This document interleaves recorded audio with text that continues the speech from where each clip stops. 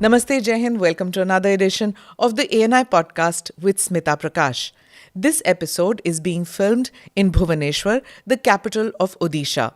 My guest today is Mr. VK.Pandian, a former bureaucrat and close confidant of the Chief Minister Naveen Patnaik. The very elusive VK.Pandian has never given a television interview or podcast. In fact, he rarely speaks to the media.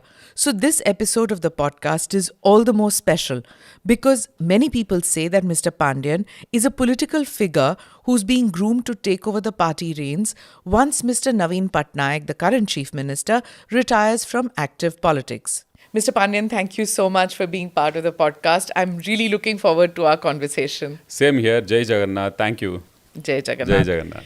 So, I'm of course going to begin with who's this mystery man, Mr. Pandian. Nobody knows in the country who's this person because there's so much mystery around you because you don't give television interviews, you don't give news interviews only, and everybody wants to know what it is about Mr. Pandian that people wonder that he keeps to himself, elusive person. So introduce yourself to the people of the country and to even Odiyas. Perhaps I got inspired by Honorable CM. Correct. His style is that. Yes. And till the other day, I was in the Indian Administrative Service, where we have to be behind the screen always. You do work for the government, so you don't get a chance to come out in front. But I've seen that, you take it to another level completely. Even when there's criticism about you, you are shy about it. You don't respond. You don't react. You just do your work, I've seen. So is it because you were directed by Naveen Babu or is it your natural self? I think one gets inspired being with him for more than a decade. You are working so closely with him. You get to see how he reacts to situations, how he reacts to criticism. So you get inspired by him. Perhaps something of him has rubbed in me. But he has a number of years of experience. You're a young bureaucrat, and you were posted in, tough areas like in Kalahandi and all that. It was like phenomenal work that you did. So I'm sure as a young person, you would have lost your temper at times, and you would have like, why are they writing this against me? What is this? You don't feel like responding ever? I thought that the work should speak. That's like nice. How Sachin said that my bat should speak. Okay. So our work should speak more than... So tell me, what is it about Mr. Pandian that a 5-term chief minister trusts him so implicitly? I also keep asking him this. I'm still waiting for an answer from him. Okay. Perhaps we both share that commitment for people. Okay. Something which I got inspired from him. Right. In fact, I got Punjab cadre initially in 2000. And in 1999, super cyclone had hit Odisha very badly. Odisha was in a very bad shape. So there was a dilemma which cadre I should move. So I decided to go to Odisha because Mr. Naveen Patnaik had taken over as Chief Minister of Odisha. And the director of our academy said that go to Odisha, you will get great chance to work. And there is an honest person who has become Chief Minister. Okay. So you will get great scope to work. So that's how I came to Odisha. And from that day, I got great deal of independence to work in whichever post I have been, whether it is sub-collector or additional district magistrate in Rourkela or as district magistrate in 2 districts, including his own district. What was the first meeting that you had with Mr. Naveen Patnaik? Tell me about that. I was sub-collector, a young sub-collector. He had come to inaugurate some projects in... Where was this? In Kalahandi, Dharamgarh. So that was the day he was, it was 2003 or 3. So that was the time India Today had adjudged him as one of the top chief ministers of the country, first time. So he had come with that India Today and he was reading that magazine. Okay. So that is the first memory I have of our Honorable Chief Minister. And what was your first impression when you met him? He was unlike a political person. Okay. Whatever stereotype one has about a political leader, he was completely unlike. Very warm, very down to earth, very humble. and had an eye for good work. He had come and he immediately appreciated me for 2 3 things, which I thought was very nice of him to tell to such a junior officer at What that was time. the work? He spoke about the paddy procurement which I was doing, Okay. which the administration was doing. Kalahandi used to be a food deficit district. Yes. Kalahandi was known for those. I remember as a journalist, my generation of people would Koraput and Kalahandi would be the dark zones of the Absolutely. country, of famine, of food shortage, and always starvation deaths deaths. and Yes. child sale and all those things used to happen. Yeah. So during our chief minister's time, the face of Kalahandi actually changed. He brought in irrigation in a large scale. So he transformed the grey areas of drought-prone areas into green areas. So we have food surplus in Kalahandi. When I was posted there in 2003-4, we have to sell a lot of paddy. That was a big challenge, and ensuring minimum support price for the farmers. And from subsistence agriculture that was practiced out there. Yes. And bare subsistence, even if I Absolutely. might say that. Absolutely. You were selling it for rest of the state. Absolutely.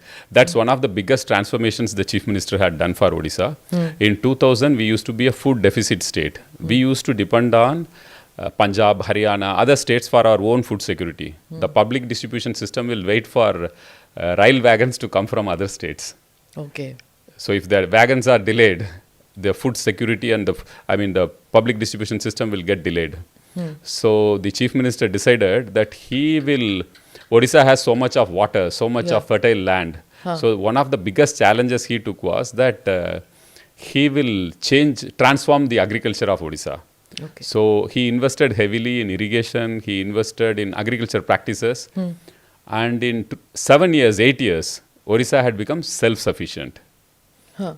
In food grain production, it became self-sufficient. Okay. In 11 years, Odisha became food surplus. That is one of the biggest transformations we brought, and now we are the third largest contributor to the country's food security.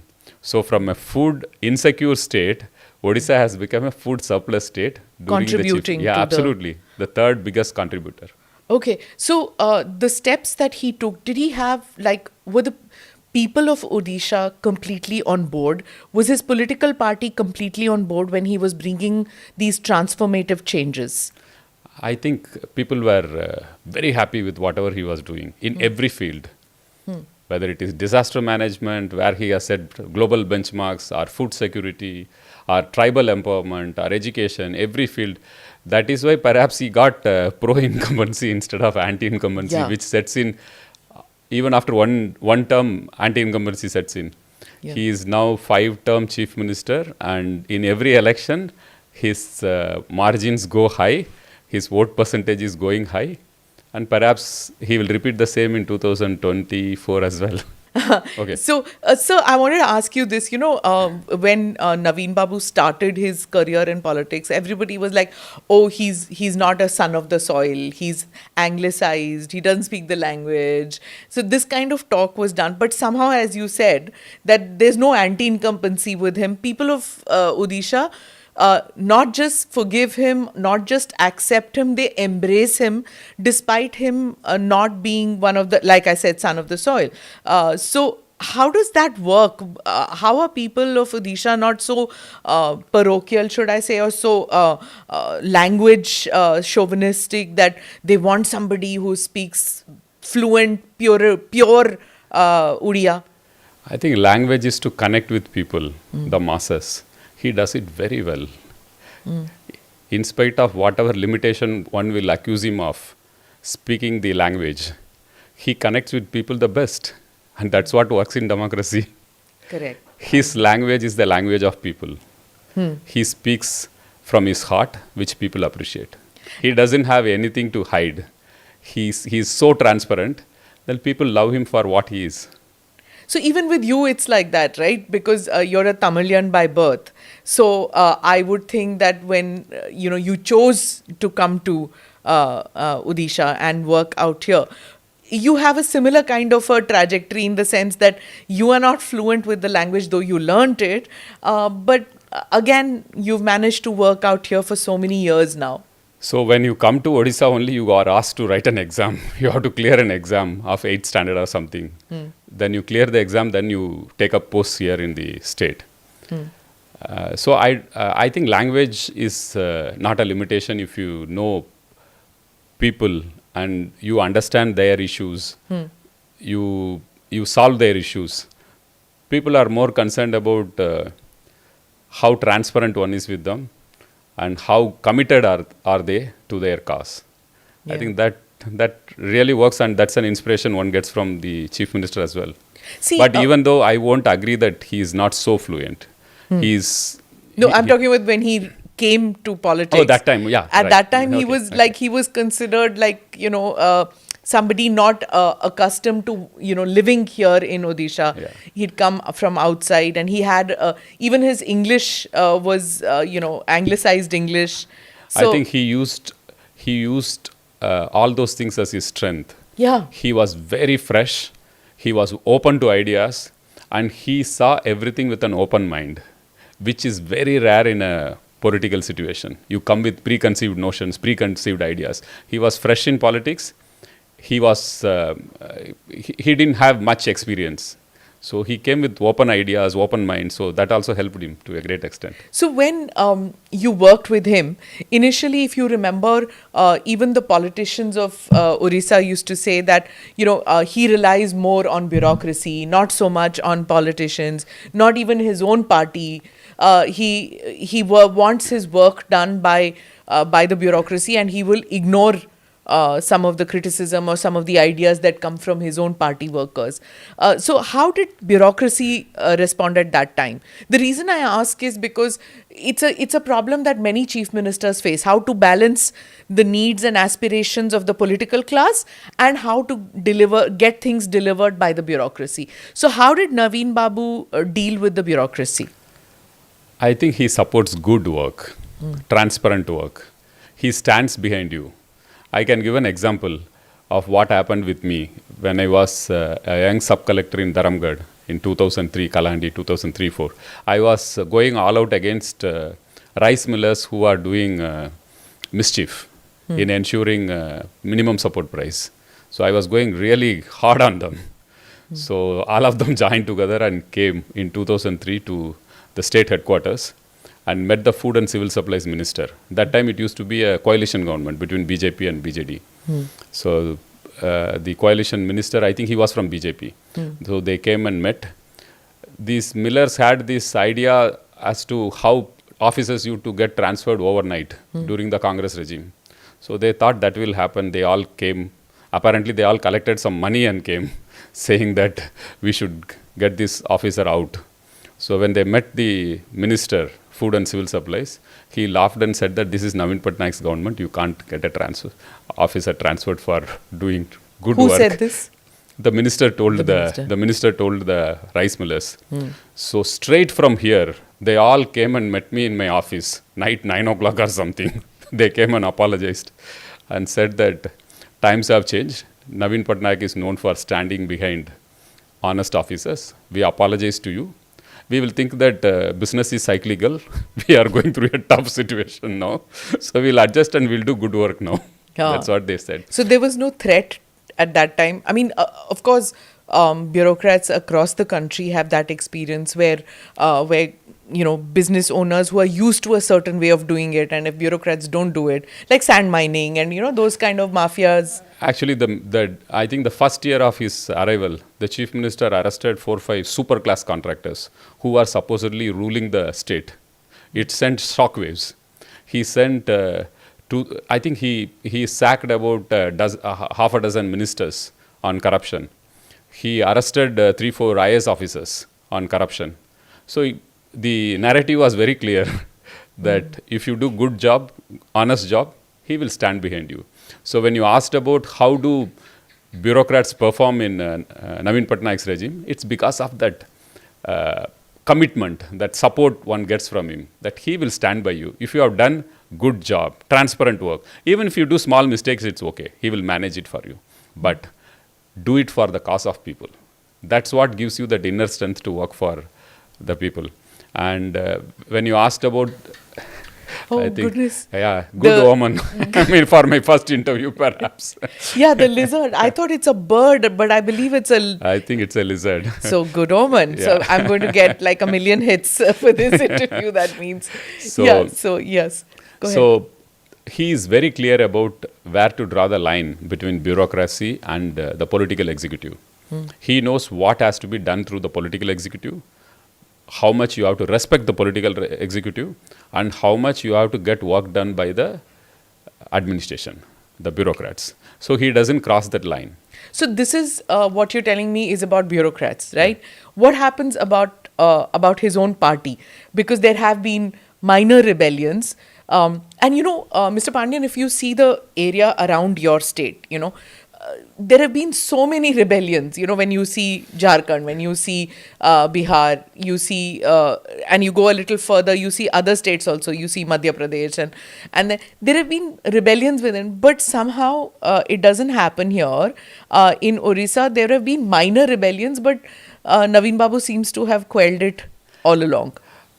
I won't even call them as minor rebellions. They are really small, micro, you can say. Basically, ego issues are super confident or overconfident, some people trying some mischief. If the leader is so popular amongst people, if you are going to do a rebellion against him, it's going to finish your political career. And that is the very reason why in Odisha nobody has tried any rebellion. He is so popular. You have to be there to see how people love him. They wait for 4-5 hours just to have a glimpse of him for half a second. What kind of love and affection people have for him. Yeah. So I don't think anyone dares to do any rebellion. There was that one incident, Yes. remember, when you were with London. him you In were London, abroad, yeah. and there was that one.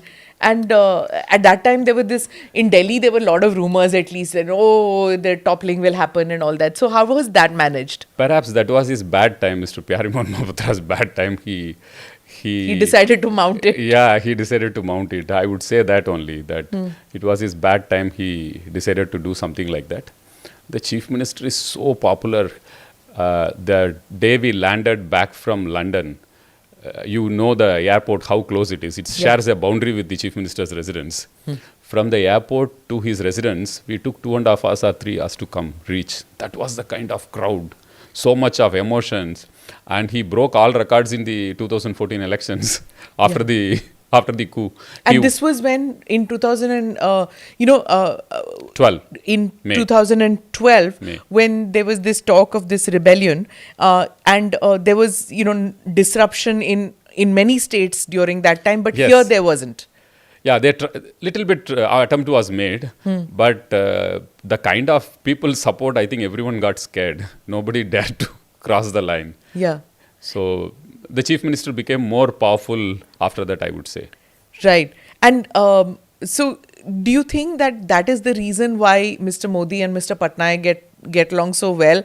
Because Mr. Modi is also a former chief minister, and he also had this phenomenal support in his own state, in Gujarat. So do you think that that is one of the major reasons why the two of them have a cordial relationship? I would see from 2-3 angles the relationship between the Honorable Prime Minister and the Chief Minister.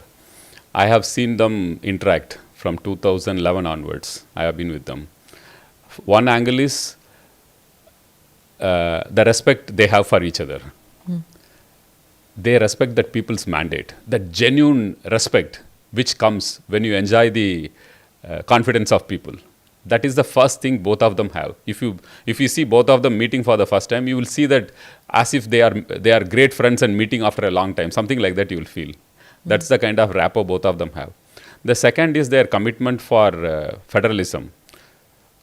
Why I am using this word federalism, it was UPA 2, I remember. They were planning to introduce NCTC, National Counter-Terrorism Act or something. Mr. Chidambaram's dream child. And then they were giving more powers to RPF, Railway Protection Force, through which they can take action inside a state's territory. All of it were encroaching the state's jurisdiction, domain. That NCTC was a stillborn. It never happened. So what happened, those times, all of them used to talk to each other. Mr. Modi, Madam Jayalalitha and Naveen Patnaik. I remember they three decided to walk out of the NDA meeting, NDC, National Development Council meeting, must be 2011-12. All three of them decided we should be the first ones to walk out opposing this NDC. So all three of them came out and gave statements, and they met in Gujarat Bhavan and in Tamil Nadu Bhavan, like that. So they had that rapport from that time onwards, working for a cause, working for federal principles, keeping larger interest of country in focus. Right. And do you think that cooperative federalism, in a way, that was redefined in 2014 by the center-state relations that you have experienced and you have seen between Odisha and the central government? I would say so. To a great extent, a lot of things have been ironed out, including the devolution. Even though we say that we have to get more funds, but there has been systemic improvements on that score. But, many would think that that is the cooperative federalism is what the bureaucracy will say, or because you have your state has good relations with the center, that's why. But the detractors will say it's a fixed match between BJP and BJD. I'm asking you because now you're BJD. You are not just a bureaucrat. No, when BJD is not convinced about something, BJD has not gone ahead with BJP. I'll give you two examples. One is the farmers' bill. We didn't support. BJD did not support. Farmers' bill was withdrawn. The second one was NRC. Our chief minister made it very clear it's not good for the country. So there are instances where the chief minister or the BJD has not supported the center in issues which concerns the nation, and when BJD or the chief minister is convinced about it, they have supported. So how does it work? Because when it comes to voting, your party consistently votes with the BJP. But on issues, there are times when it doesn't work. But in spite of that, there seems to be, in other states, one hears about double engine sarkar. Here, it's not double engine sarkar. It's not a BJP government, but somehow your state seems to be accruing the benefits of being a double engine sarkar. I think our chief minister believes in not doing politics when elections are not around. He believes strongly in work.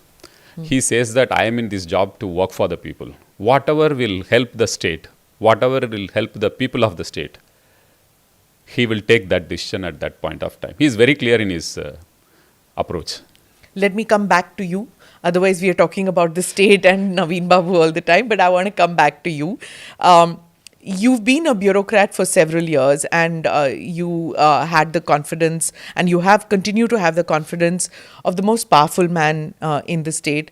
Why did you decide to leave the bureaucracy and join the party? Okay. I decided because I was inspired by the chief minister, the way he was into public service. And it was not a grand plan or something for me to enter. I would say that 1 year back, if you had asked me, are you going to join politics?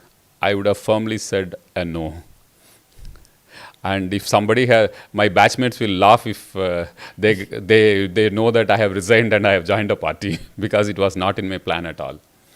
1 year, 8-9 months back, I started touring the districts. And I saw the love and affection of people. It was very humbling. I thought that I should not be bound by bureaucratic rules in reaching out to the people. And that is the only reason why I resigned and joined, inspired by the chief minister. But I had no plans whatsoever to join politics. No plans. Over 10 years, you've been touring the state with the chief minister, right? So how was this tour different from the earlier tours? So this time I toured on my own. I have always traveled with the chief minister. This time I traveled on my own to all 30 districts, 146, 47 constituencies. We took this exercise because after COVID, the footfall in the chief minister's grievance cell had reduced. We had closed the grievance cell for 2 years. The chief minister's grievance cell. Okay, why? Because COVID. So okay. Those times we closed, and after that it never picked up. People had stopped coming, very less footfall in the grievance cell. So the chief minister decided that why don't we reach out? This is the first time in a state, in any state, the chief minister office went and did grievance in a decentralized manner in constituencies, in blocks. So with that, when I went there and I committed to people that this problem will be solved in 10 days, this problem will be solved in 15 days, this problem will be solved in 1 month. And the system rose to that occasion, and with Honorable Chief Minister's guidance, whatever timelines we had set, it was all being met. It was completely magical. We had thousands of petitions, all transparent way it has been disposed of. So when I went to the people, when I met them, I realized that there is a strong connect with people. And I thought, being a bureaucrat, I won't be able to reach out to them. I have to get out of bureaucracy. It was an inner call. Was it, when did you tell Naveen Babu this, and was it the first time that this conversation happened between you and Naveen Babu where you said you want to join the party? He also saw the videos and other things of people's interaction and everything. So then both of us discussed, and yes, perhaps I should join, and maybe I'll be of little help to him whatever way I could be. So he didn't suggest to you before that become part of the party? And so we never had a chance to have any discussion like that. I was very clear in what I was doing. I had no plans whatsoever. So which is what, like implementing what he tells you to do, is that what you were doing? Implementing what he tells to do, and also doing value addition. Implementation anyone can do. Okay. You have to add value. You should have the guts to say, sir, this may not work out. And he gave that freedom. He gave that confidence. At any time, if you think something what he is doing may not be helpful to the people or may lead to corruption, he gave the confidence to say, sir, this may not work well. It may not go well. Fine. He will ask me the reasons. We'll say. So I have been part of major decisions of the state. Whatever value addition you can do with a clear heart, keeping only people in mind, because I know his mind. He is for the people. And so it's easy to work.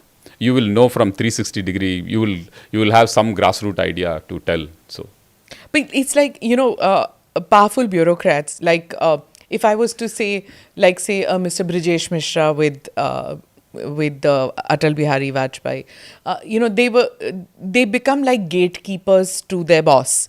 So many politicians don't like it because you can't get closer to the boss, you can't talk. So like say a number 2 or a number 3 of a political party then says that, oh, I have to go through this guy, and he becomes the person who will interpret everything. So, usually powerful bureaucrats have that issue with the party. There's a lot of jealousy also involved. So how are you going to keep that, now that you're part of the party, now you have to gel with the party people also, isn't it? Yeah. So how does that work? How will you have that HR problem I think resolved? I have been working for more than a decade with BJD, because you know that Chief Minister's office is a political office. So you interact with MLAs, MPs, Panchayat Raj institutions on a daily basis. Whatever is their issues, they come to the Chief Minister. He gives it to you for sorting out, coordinate with people. So we have a great rapport with, I don't think that's an issue at all. I've been working with them, so should not be a problem. But you were like the unstated thing. You didn't have a post as such, but everybody knew that all departments come under you. No, if you take the Prime Minister's office, the Principal Secretary to Prime Minister reviews all departments. It's the mandate which the Prime Minister gives.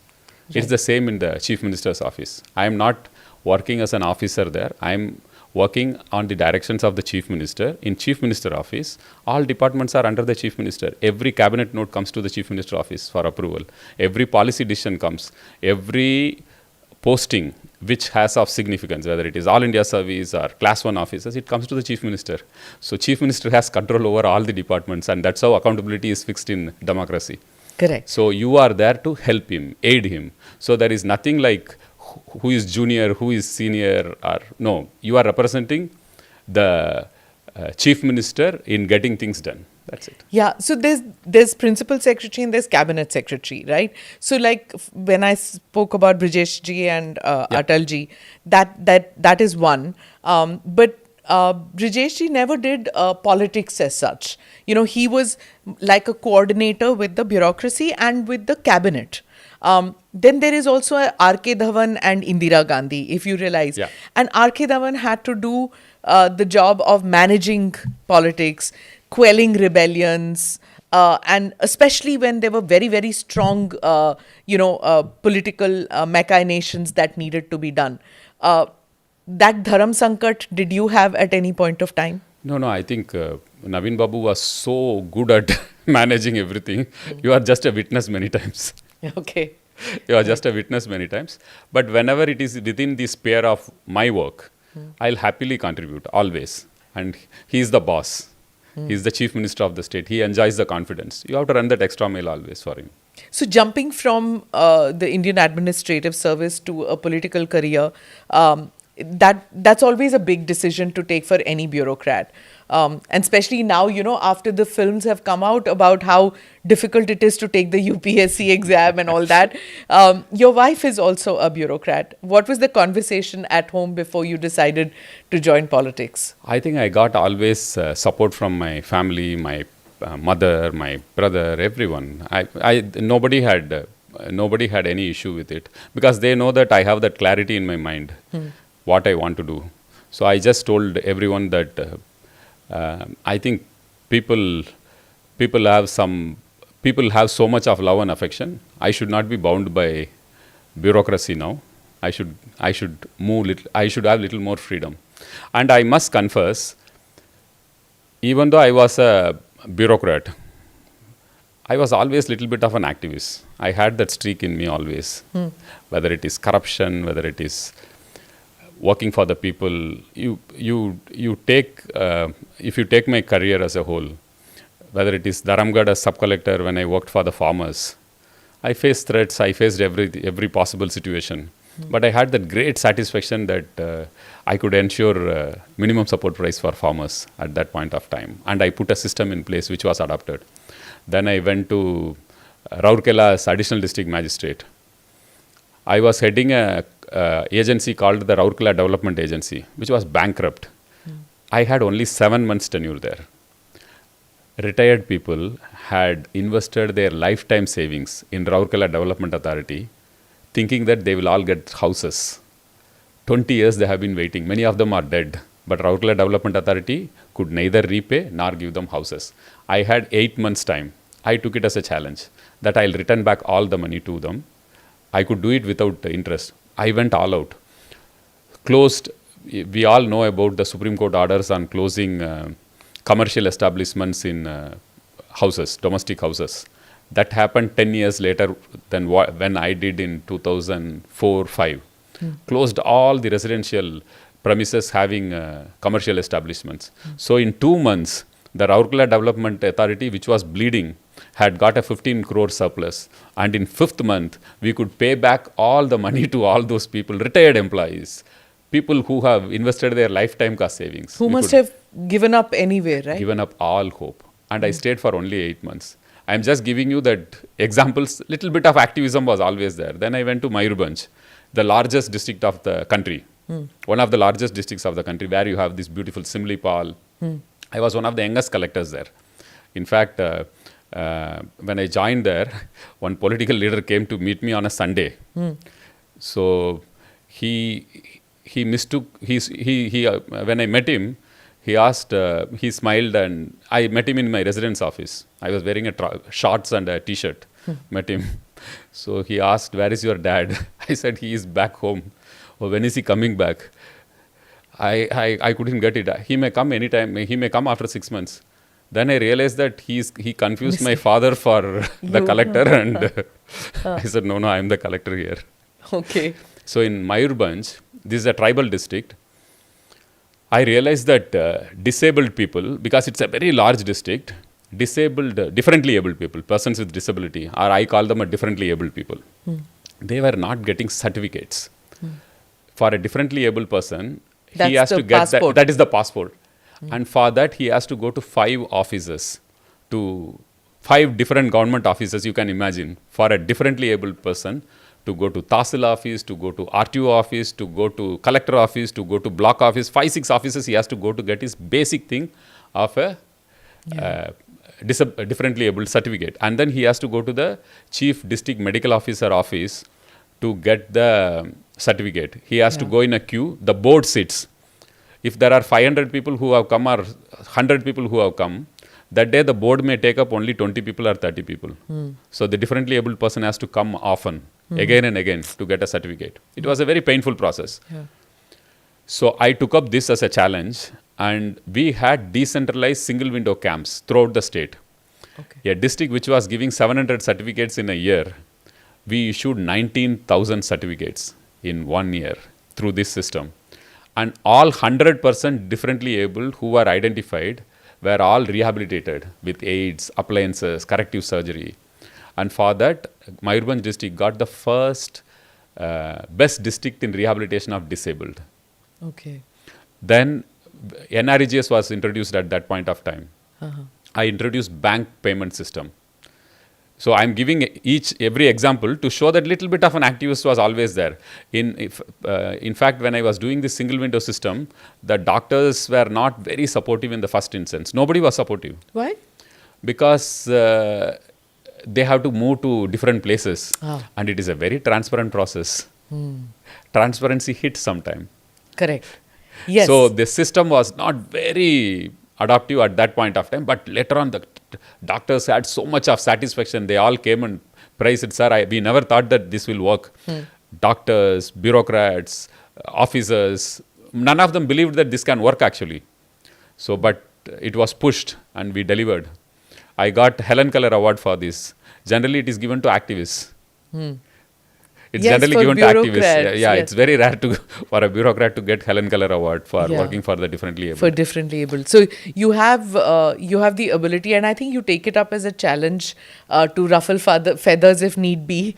No, I take the team along. I take the team along, but I'm very firm when I decide something to be done. I went to Ganjam district after that. Just one more example. That's South Odisha. Yeah, South Odisha. That used to be the chief minister's district as well. Yeah. Yes. So NREGS was introduced, National Rural Employment Guarantee Scheme. UPA had introduced NREGS. So at that point of time, there was no need for payments to be made in through bank. But that is where corruption was all happening. If you don't make bank payments of wages, leakages happen. You have to get the muster roll. You can manipulate the muster roll. You show 100 rupees, but you pay only 50 rupees or 60 rupees. So I decided that we will go ahead with bank payments. First of all, there was no concept of this opening mass bank accounts at that point of time. Now you have the Jan Dhan and all those schemes to open bank accounts. That time banks were also not ready to open zero balance accounts. It was not a policy. Yeah, correct. So, but somehow we convinced the banks. We opened about 1,20,000 bank accounts, zero bank accounts, when there was no policy. Okay. And many of our people's representatives went to the chief minister and said that this boy is little theoretical. He wants to pay all the bank wages through banks. Bank account. Which is not being done throughout the country. Why he is interested? It will boomerang on us. This was just before the 2009 elections. So they told him, why don't you convince him or why don't you counsel him and say that after elections, why don't you experiment this? Don't do this now. It's not going to help because us. pilferage helps many people, right? Or one way is that, and second is that maybe help you in the sense I want to put it in quotes. Help, if you know what I mean. Or one more way is that you don't know how it is going to roll out. It may actually anger the people to go to banks, collect money. Both are same. Both are equally true. Yeah. So you stop the pilferage. So they all went and the people's representatives went and suggested that why don't we implement this great idea after 2009 elections.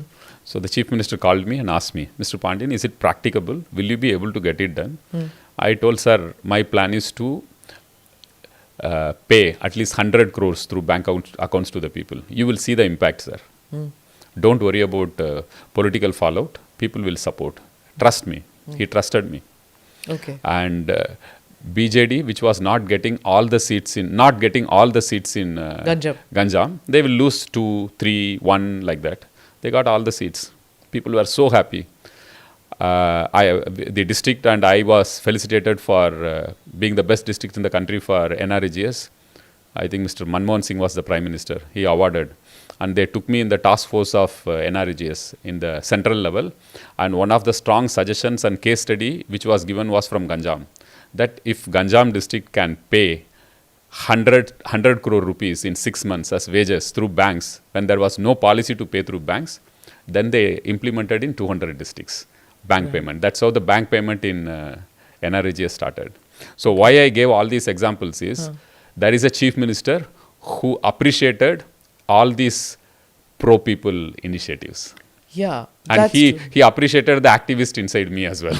Yeah, because for a bureaucrat, it's almost impossible to do these kind of reformative changes without a political support, right? I think so. And in fact, many of my batchmates or many colleagues in IAS, they have all done well whenever there is a support like this. When you have a supporting chief minister, supportive political leader who is happy to take risk for the sake of people, Yeah.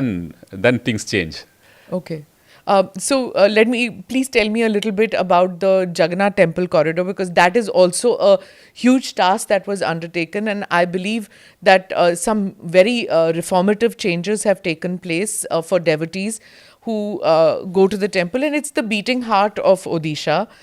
It is something that that signifies so much for people of the state. But before that, a short primer for viewers and listeners who may not know much about the Jagannath Puri temple. The Jagannath temple is a 10th century temple in Puri dedicated to the form of Vishnu. Puri is one of the 4 sacred sites or dhams of Hinduism, Badrinath, Dwarka and Rameshwaram being the other 3. For generations of Udiyas who could not do the parikrama or the circumambulation around the temple because of congestion and encroachment, this is a wonderful opportunity. A huge and ambitious project costing about 800 crore rupees. This was completed in January 2024. It's been made possible for devotees now to have darshan around the magnificent temple with a wide corridor and a visual connect from all directions for the pilgrims. And about 50,000 devotees visit the temple every day. So I'll come back to you and ask you as to how did you do this corridor, how was it built, and what were the challenges that you faced while building this? Because in addition to what you were talking about the district, the changes that you brought, this is something that is that has potential to make the Jagannath temple not just something special for the people of the state and for Eastern India, but for everybody around the country. It was sometime in 2018. I was traveling with the chief minister to Puri. I think New Year's time. He goes to Puri on New Year's Day. I was sitting behind him in his car when we were traveling to Puri. First I saw in one hoarding of Lord Jagannath, he was closing his eyes and prayed. I missed it. After that I thought, okay, maybe he saw Lord Jagannath in road for the first time in the hoarding. He prayed. Then after that, in another 1 kilometer, there was one more hoarding and he closed his eyes and prayed. And then I saw that entire road of 50 kilometers, wherever he saw Lord Jagannath's photo in the hoarding, he closed his eyes and prayed. That gave me the courage to ask him. And I always knew that he is a big bhakta of Lord Jagannath. So that gave me the courage to ask him, you are such a big bhakta of Lord Jagannath, sir. You want to do something for this for the temple. So he said, I would be very happy if we clean up this place. This is how it all started with in 2018. Because of his personal commitment. Absolutely. And you reading that. I reading that, and I go to Lord Jagannath temple every Saturday, and I have seen how much people want changes to happen in the surrounding. They wanted to do parikrama, they couldn't do parikrama because the main road is the road in which they have to do parikrama. And it's congested there. It was. It's a thoroughfare. It's the main road of the Puri town. So you can't do parikrama. Coming to the Honorable Chief Minister, so when we discussed, so we called the then MP and MLA of Puri and said that, I only discussed with them, boss thinks like that. He wants to do something like this. He wants to clean up 75 meters all surrounding the temple. 75 meters was suggested by a judicial commission that for the safety and security of the temple, you have to clean up 75 meters from the temple, all sides. So the MP and MLA put their hand in their head and sat down and said that, I don't think it's a good idea. Taking 10 meters itself is a mammoth task. Nobody has attempted. I think please tell Honorable CM it's not possible. I said, no, he has decided that we'll go ahead with this. He just wanted to tell you and take you into confidence. he said, the Honorable MLA, he said that I think we may lose. Honorable CM had told at that time only that if you lose, it's okay. If I lose also, it's okay. I want this thing to be done. That was the conviction he had, the courage of conviction he had in doing this project. In fact, one very, very important person, when we told about this plan, he told that 500 years nobody has done it. The last time temple ka something major happened 500 years back. And there were English collectors, there were Rajas, Maharajas, British collectors who wanted to do something. They couldn't do. And there were two chief ministers before you who tried to do this. One is your father and another one was VK.Pandian. Both of them also tried. Genuinely they tried. And both of them stopped after some time because of various reasons. So are you sure that because of the risk, political risk involved in this project, are you sure you want to do? The chief minister was very clear and he said, I am in my 5th term. I want to do this for the people of Odisha. They have reposed so much faith in me and they have so much love, affection and respect and faith on Lord Jagannath. I have to do this for the people of Odisha. I have to, even if I have to risk my political career, be it so, no problem. I'll risk this. I'll do this. What is the political risk? There was a huge political narrative being done. The temple is going to collapse. The temple will collapse. How do you tell people, no, the temple will not collapse? It's very easy to create these kind of negative because rumors. of what? Vibration of the Because construction? of vibration or because of construction or it will... They had all kinds of rumors being created. And when you create a rumor, now you have a powerful social media. There are some people who are very good in social media narratives. So when they do these things, it hits. And you are... actually, you are playing with fire. It's a living God. Did you have a scientific... I want to come back to the living God. But before that, did you have scientific studies done? Absolutely. We had a ground penetrating radar study conducted by a Gujarat agency, which used to do it for Archaeological Survey of India as well. We had 2 rounds to find out if there is anything archaeologically important all surrounding the temple where we are planning to work. There was absolutely nothing. So that's how we went ahead. And in fact, we had deployed IITs to continuously monitor what kind of vibration is happening and how we scientifically monitor 24/7. If the allowed vibration is X, we didn't cross even 1/10 of X. That's how it was done. So it is very easy for people to create these rumors, number one, and create panic amongst people. When you create panic amongst people or rally people that this project is not going to help, then you are taking a political risk. And if it's a living God, rituals, everything have to happen on time. Okay, explain that to me, the living God. So Lord Jagannath has certain times in which he has to have food, certain number of times he changes his clothes, and before going to sleep there are rituals, there are continuous rituals. And those can't be put on hold for construction. It has nothing to do with that. But if people are not cooperating and people create a problem and dislocate the rituals, what kind of an impact it will have? Because we are going to relocate most of the Sevaites who are into the rituals and whose houses are being relocated, whose business establishments are relocated, whose commercial establishment, lodges, hotels, all of them are being relocated. So if they wanted to create an issue, and if politically somebody instigates them, they instigated. Was there cooperation that you got from people who lived around? I'm asking you simply because, when Kashi redevelopment happened, I went to cover out there because there were this rumors there also at that time. Absolutely. That, you're relocating people who have been living here for hundreds of years. Hundreds of years, right. Generations of people whose families, one family after they were doing puja samagri, selling, their fathers sold puja samagri, they did all that, they are being relocated. So many of us went to do the stories to see whether that is true or not, and we found that people were willingly giving up their homes and moving to another area. And when the redevelopment was happening there, suddenly they found there were prachin temples, old temples within those houses which nobody even knew about. So these are things which come up later. Did you learn from those experiences that how people cooperated? Anything like that happened? Absolutely. We had sent teams both to Amritsar and to Varanasi. Golden Temple Yeah, around, huh? and learn about what kind of land acquisition processes they had undergone and what challenges they faced. We learned. We are very open about learning. Coming to this point about the risks involved, one is the temple ka safety and security, and second, playing with the sentiments of Sevayats. If some political party they wanted actually to create an issue, they can stop the rituals from being happening, or they can do anything they want. So, but it was His grace, the Lord's grace, that He wanted it to happen. There was absolutely no problem from the Sevayat side. They cooperated willingly. They came forward. People cried not because they are losing their lodges, which was giving them a livelihood, not because their houses are being translocated.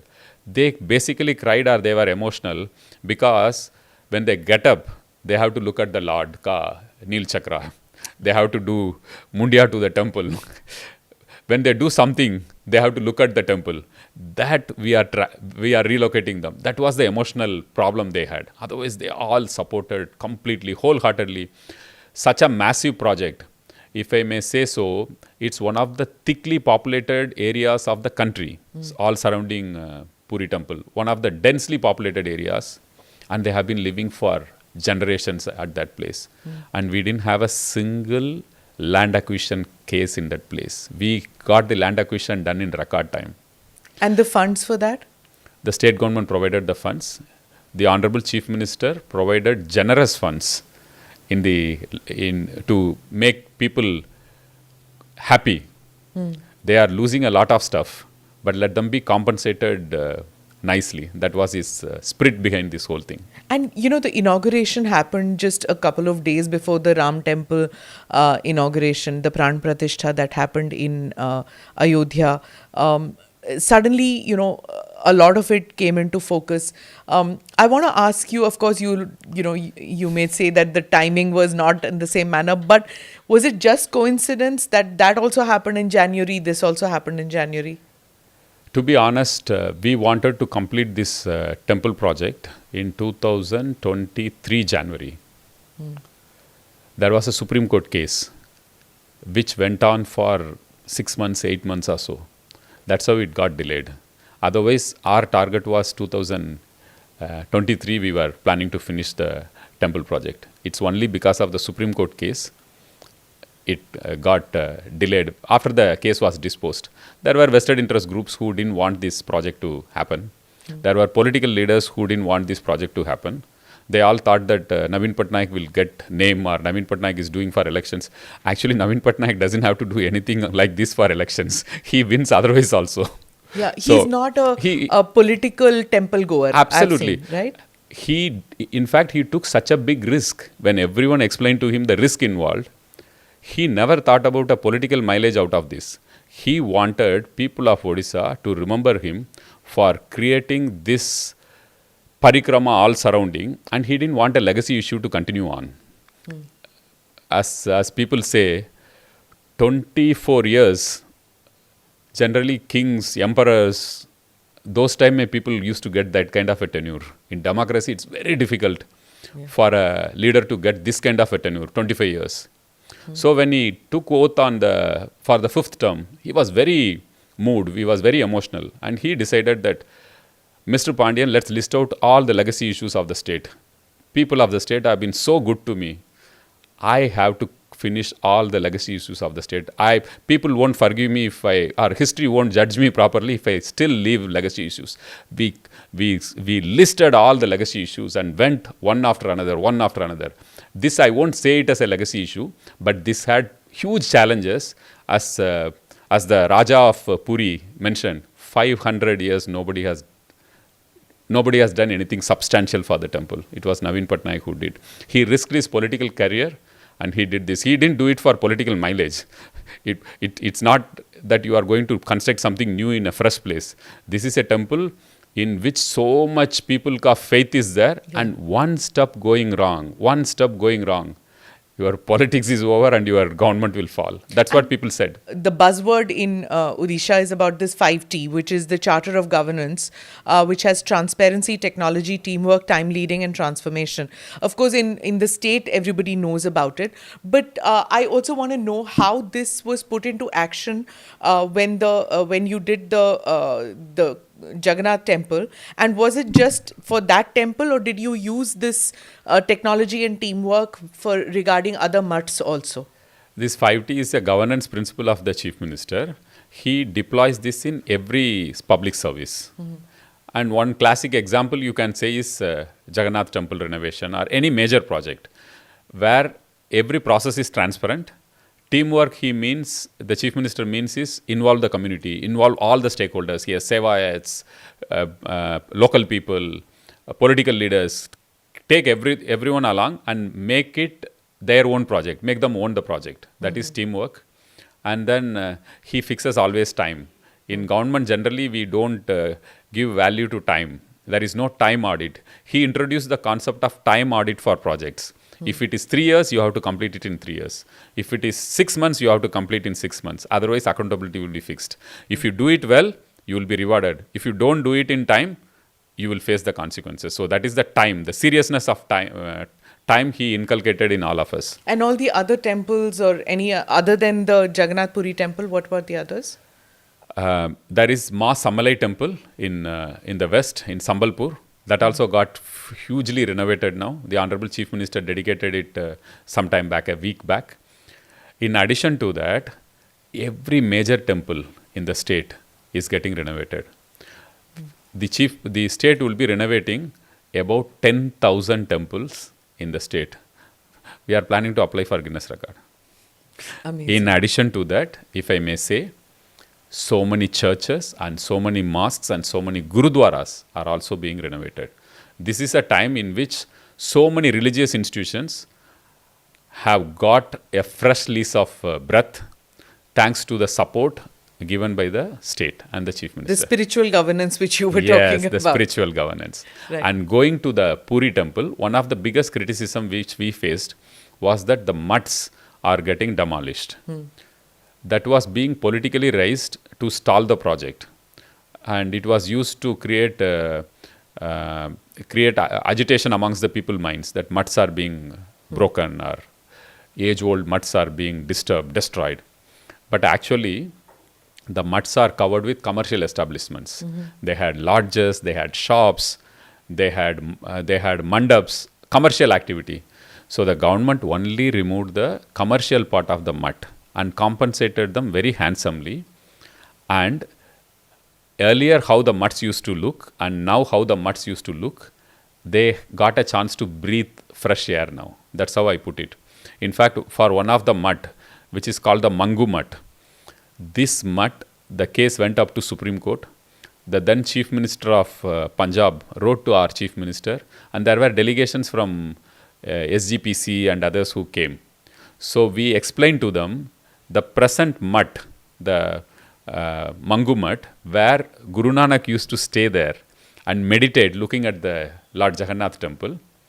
The mutt was actually surrounded by shops, and one of the shop ka septic tank, the toilet was above the Garbhagriha of the mutt. I'll show you photographs. Okay. That was the stage in which it was. In fact, we showed this photo and video to Supreme Court. When the case went to Supreme Court, they claimed that the Mangu mutt, which is a religious symbol, is being destroyed. It was not. Sacred to the Sikhs as well, not just Hindus. Absolutely. So we removed everything, and the Mangu mutt looks so beautiful now. In fact, all the mutts look like real mutts. The commercial portion is removed, and they have started breathing again. They look like mutts.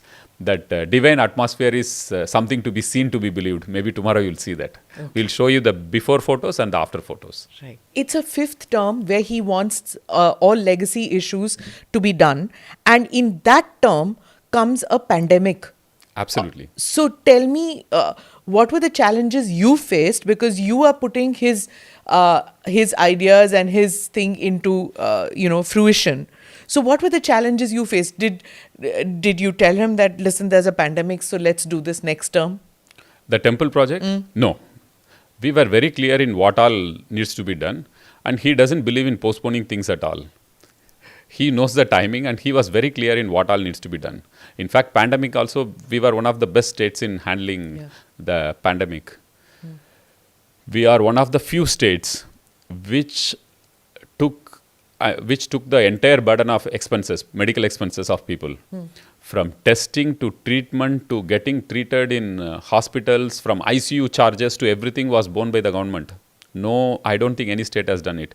In fact, we took over all the private hospitals of the state. All their beds were taken over by the government, and they were paid for every bed, every medicine, everything was paid by the government.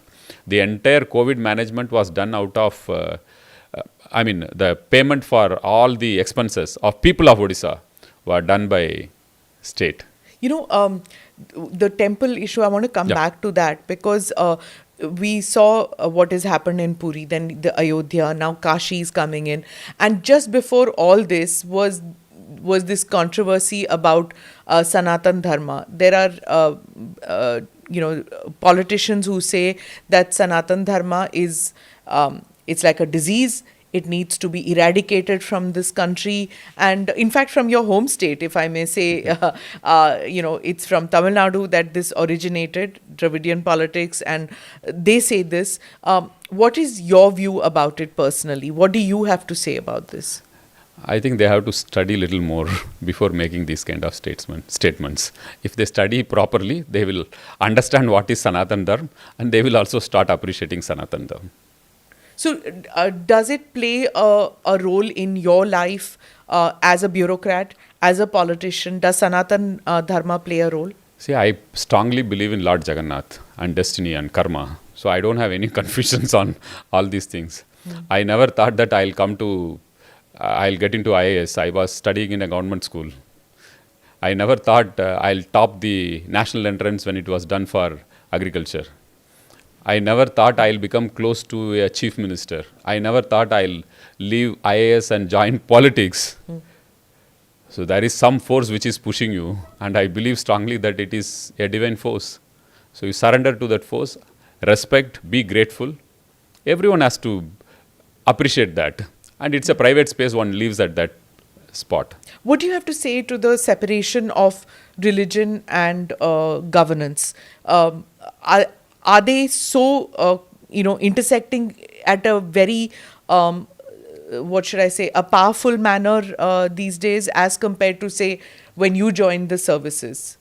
I would say that respecting one's religion or respecting and giving support to religion cannot be seen something against the principles of governance.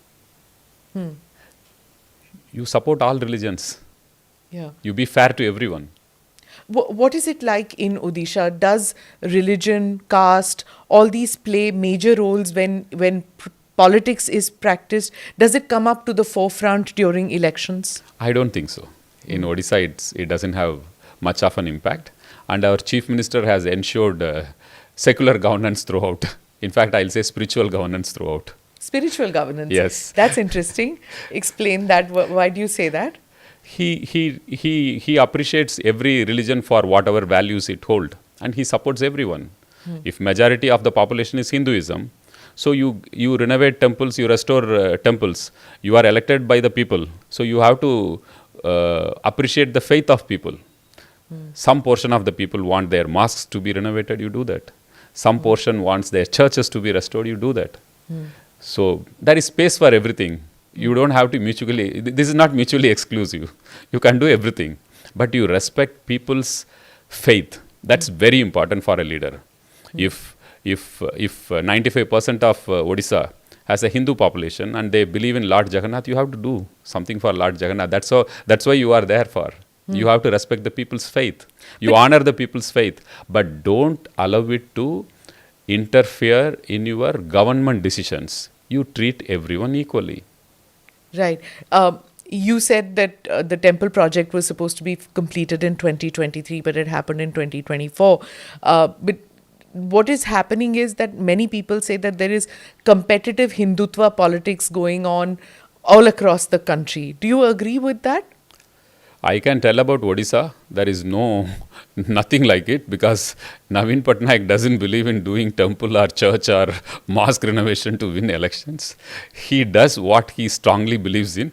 He is very competent to win his election without doing all these things. So he doesn't believe in any of these things, and the state people appreciate him for what he does. Why is it that Naveen Babu, as well as his father, they stayed in state politics, even though they are they are larger than life figures for the people of Odisha, but they never had ambitions to go beyond the state? Why is that the case? I think Biju Babu was little more national than Naveen Babu. Naveen Babu was very clear in why he came to politics. In one of his interviews, he has told very clearly he was never interested in politics. He had no exposure to politics. Biju Babu had kept them away from politics, all the three children. So in one of his interviews, he has told very clearly that I came when after my father's death, they went to one of the orphanages, they met people, how much love and affection and trust they have for Biju Babu, and suddenly they felt orphaned. The people felt orphaned. Yeah. So that is something which made him take this call, which he was otherwise not willing to do. That's how he entered politics. Tell me a little bit about that incident. You know, when I interviewed Naveen Babu, he spoke at that time about that incident when his father rescued the Indonesian Prime Minister. Has he spoken about that incident with you? Does he talk about it? Do people in Odisha even talk about that incident? Of course. I think it's a legendary story of a legend. Could you tell it to our viewers and listeners? Because there are many youngsters, especially expat, Indians who live abroad in America and all, who watch this show, who may not be aware of the legend of Biju Patnaik. Okay. So I'll tell 3-4 things about Biju Patnaik.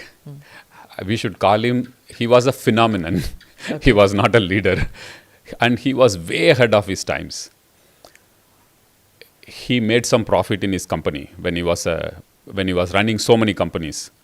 What he did, the first profit, what he made, he went all the way to Paris, mobilized some more funds, and set up Kalinga Prize for popularization of science as an alternative for Nobel Prize. He went all the way to UN and set up this when he was 32 or 33. This is 1960s, I would think. I think so, yeah. Yeah. Huh. So apparently Jawaharlal Nehru called and asked, I think that time these clearances for depositing money and all goes to the Prime Minister at that time, maybe because of this, this exchange policy and all. Why he wants to set up a international prize for popularization of science? Why can't you do something in India? So he was called and he asked, and Biju Babu said that I want to set up something in my state's honor. It will be called Kalinga Prize for Popularization of Science. I am convinced that I have to do it at the UN, so I'll do it for the state. Imagine a mid-30s person. What kind of thinking is it? Thought process. He makes some profit, takes it, goes there and sets up and even now many Nobel laureates have got the award, Kalinga Prize, UNESCO Kalinga Award. Very popular, prestigious award. Yeah. And what he did with that, he made an arrangement with them. He was very convinced that if India has to move forward, scientific temper has to come into the people. So what he did, and he was very convinced that Industrial Revolution, when it happened in the Europe, India was bypassed. So if we do popularization of science, India will come up. India will also get a chance to be a global leader. That was the thought process by which he went there.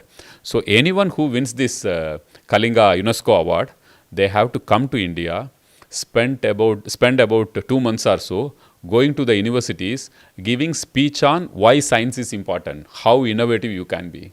See the thought process behind this whole thing. It was way ahead of his time. Amazing, yeah.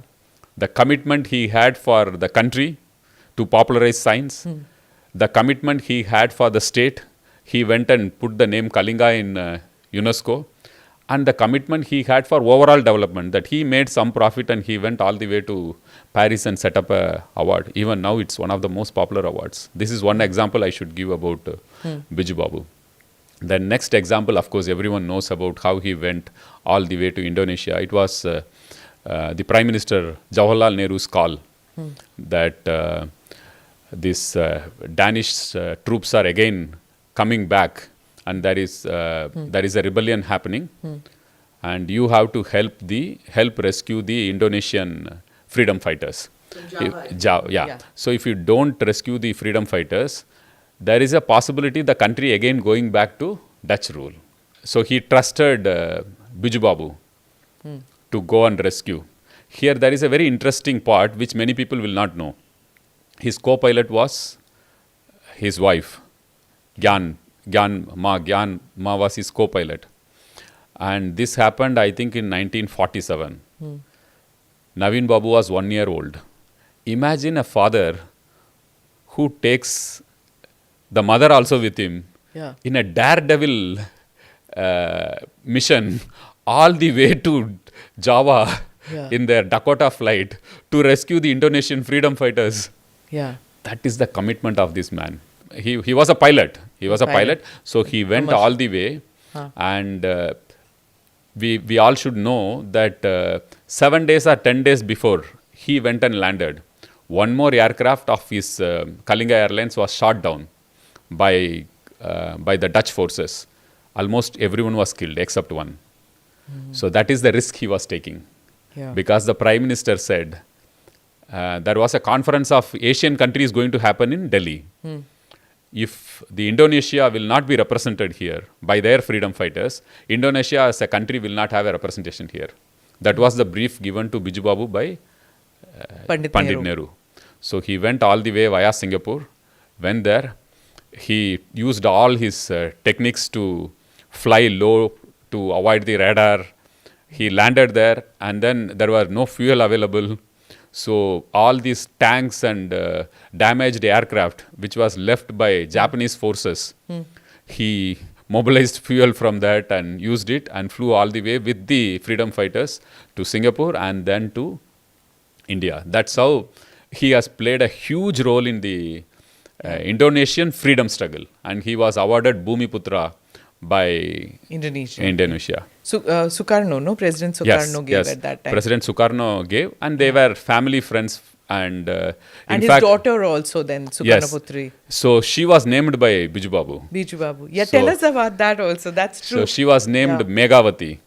So the whatever clouds, there was that whole thing that rains it was happening. raining. So he named her as Megawati. So she was Megawati Sukarno Putri. Yeah, correct. It's such an interesting story. Absolutely. So there's this cult of Biju Babu, and then there is a cult of Naveen Babu now. Naveen Odisha.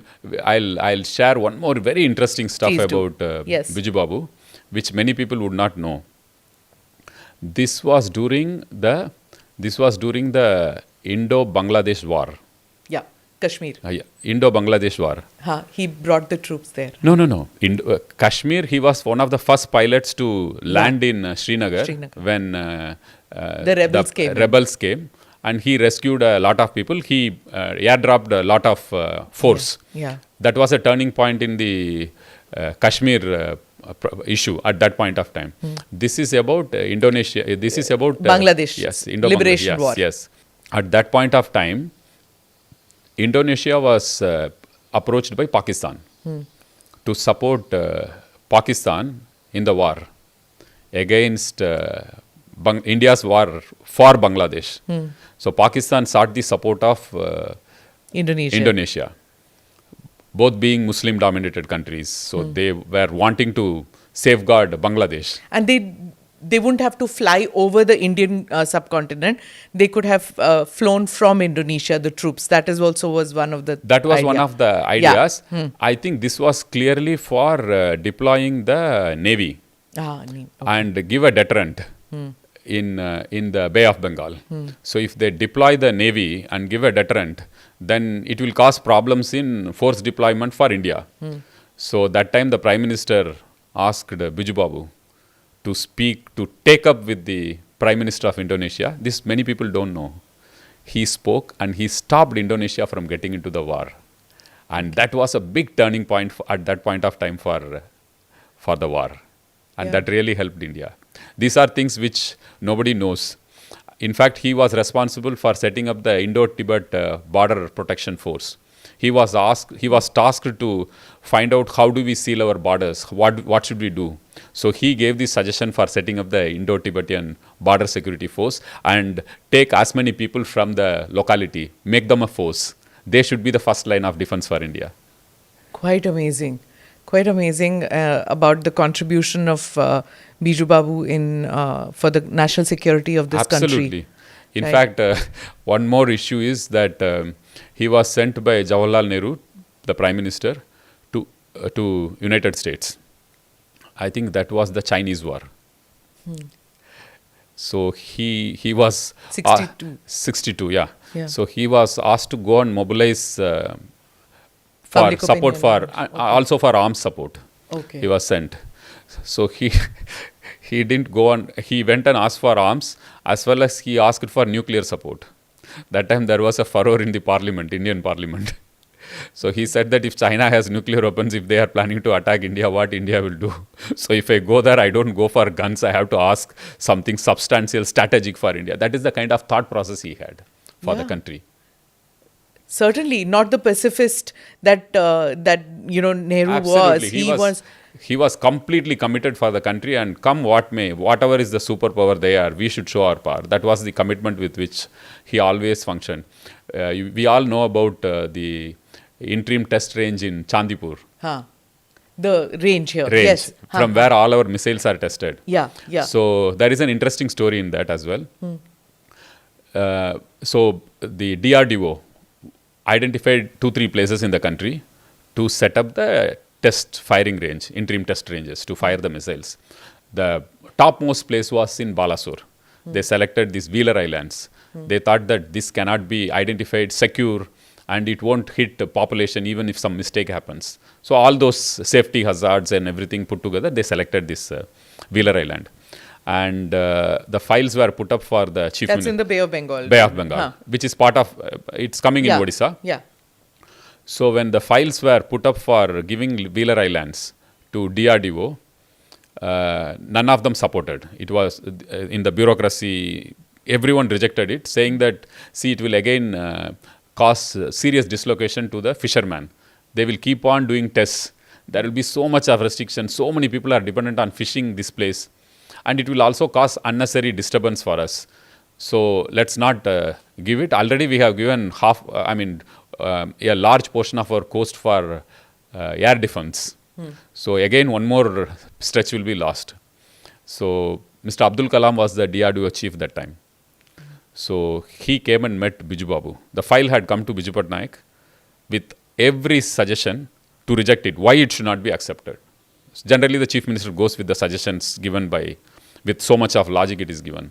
So he called... given by the bureaucrats. Bureaucracy, the entire government setup. Yeah, the chain of command. Chain of command, you say. The joint secretary puts up the file and then it goes additional up. secretary and everyone, and then field as well. Yeah. So when it came... So Mr. Kalam had shot an appointment. Biju Babu had called him for a discussion. So he asked him only one question, that I have seen Indo-China wars. I have an invitation to go to China now. Will you promise me that if we give the land, you will make an intercontinental ballistic missile from here, which will hit the heart of China? Will you promise me? You promise me, then I will allot the land. So this is the conversation these two great nationalists had. So Mr. Abdul Kalam promised that, sir, I will do it. We have plans, and maybe in 15 years or so, we should have the ICBM tested from Wheeler Island. And Biju Babu signed the file, giving the land to them, free of cost, saying that this is in nation security, it is very much important. He rejected all the objections and he gave. The concluding part was in 2000, I'm not sure which year was that, 10, 11 or whatever year. They fired the intercontinental ballistic missile, and they had given a special invitation to the chief minister, Mr. Naveen Patnaik. Your father had asked us that I'll give you this land provided you have a ICBM from this place, and this is being tested. If you could come and witness it. He couldn't go because of reasons, but he wished them. So that's how this Wheeler Island happened. And when late Abdul Kalam passed away, Chief Minister named the Wheeler Island as APJ Abdul Kalam Islands. So you can see these three great nationalists in action: Naveen Patnaik, Biju Patnaik, and APJ Abdul Kalam. Amazing, amazing. Tell us about, like I said, there's the cult of Biju Patnaik, which we have spoken about, and the amazing contribution to national security as well as to the state that he did. Now there is Naveen Odisha. What is the legacy of Naveen Patnaik? God give him long life, and wishing you the very best for the next term also. But what is the legacy of Naveen Patnaik, which you will say? And what is Naveen Odisha? What is this term Naveen Odisha? One keeps reading everywhere and hearing about it. Okay, so he doesn't stop with Naveen Odisha. He says Naveen Odisha is an empowered Odisha, where a poorest of poor person also will dream big, and he will be empowered to achieve his dreams. That's Naveen Odisha. Whatever is your ambition, aspiration, you should be able to achieve. We should create an environment. We should empower you. The government should empower you to achieve that. Whatever is your dream, in whichever field you have. That is the kind of narrative the Chief Minister wants to leave. When he took over in 2000, the state was affected by this super cyclone in 1999. He decided that Odisha should not be known for mishandling disasters. Odisha should be known for handling disasters in the best possible way. He put systems in place.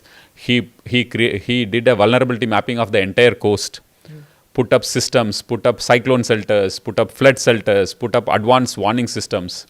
So in 2012, when Phylin super cyclone hit, everyone predicted that Odisha will be hit very badly. Thousands of people are going to lose their lives. Yeah.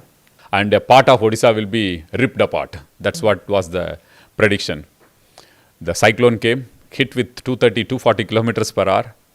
But then, not a single life was lost. And Odisha was back into action in 10 days. Electricity was restored, water supply was restored. That is new Odisha. A Odisha which sets benchmark in anything which it was known for its negativity. So we had articles written in editorial. We can check in Google.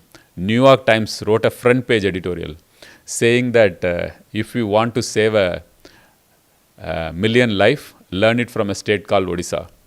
That is the time in New Orleans in US. Oh, A yes. cyclone of lesser magnitude had hit. It was only 150, 160 kilometers per hour, but hundreds of lives were lost. Yeah. So New York Times took a comparison between Odisha managing Phylin with 240 kilometers per hour and New Orleans or the US managing. So that is new Odisha. So if you take disaster management, this is the new Odisha, in which people of Odisha should be able to stand and look at the eye of cyclone and cross it without fear. Then the new Odisha is a food deficit Odisha to a food surplus Odisha. We are not dependent on food from other states. We are supplying for the nation's food security. A Odisha which was known for poverty is known for the maximum reduction in poverty in the country, perhaps in Asia. From 68% poverty levels, we have come to 11% poverty levels. In the last 5 years, 1 crore 5 lakh people have been lifted above poverty line, new Odisha. So in every field, the Chief Minister wants to set a benchmark by which people of Odisha feel empowered and aspirational. When we talk about self-sustaining economic models, I have to ask you about since we are going into general elections soon, about the culture of freebies. Elections are won these days on freebies, which are everybody is doing competitive politics on freebies. What is your view about it? Because that is an allegation which is made even about your state, that caste doesn't work here, communal card doesn't work here. What works is freebies. So what is your view about this? I think one should differentiate clearly between what you do to empower people and what you do to dilute people's ambitions by giving freebies. If you give health assurance, you are very progressive. It's not considered as freebie. The biggest budget we have is for health, the Biju Swasthya Kalyan health assurance scheme. most states follow a model of health insurance. The chief minister decided in a state like Odisha, we should not allow a third party like an insurance to decide on how much money should be compensated for a heart patient or how many for a kidney patient. So he went for a assurance model of health. We are covering 90% of the population with health assurance. 5 lakh rupee for the family, and if it's a woman patient, it's 10 lakh rupees. Think the empowerment it does. This is different from the central scheme? We are having our own scheme. We are not implementing the center scheme. Why? Because our scheme is much advanced and much progressive. So we don't have competition with it. The chief minister thought that we have to run the extra mile in a state like Odisha. So that Ayushman Bharat scheme doesn't work here? No, the state has not implemented. Okay. If we had implemented Ayushman Bharat, we would be covering 55 to 60% of the population. Here we are covering 90% of the population. He wants to take it to 100% population. How come then there is no confrontation? Because when Mamta does the same thing Mamta Banerjee does it in Kolkata, where she says, I don't want the central scheme, I'll do my state scheme, there's confrontation. Here, Naveen Patnaik doesn't do for the sake of confrontation. He is convinced that people of Odisha need that extra mile running to take care of their needs. Because he thinks health is one issue which can bring down.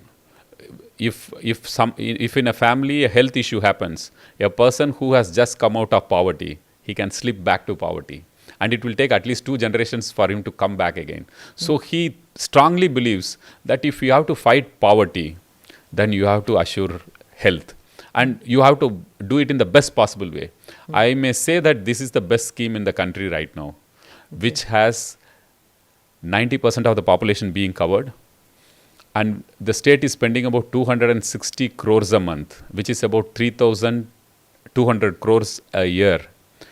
You may take the country's Ayushman Bharat ka health budget only for treatment purpose. How much is it? It will be 9,000 crores or something. If a state like Odisha is spending 3,000 odd crores, so that is the reach the chief minister wants to give. It's an ambitious project. It's an aspirational reach. He wants to cover. So that is why there is no competition. The state wanted to do something extra for the people. So Naveen Patnaik implemented Biju Swasthya Kalyan Yojana, which is a game changer.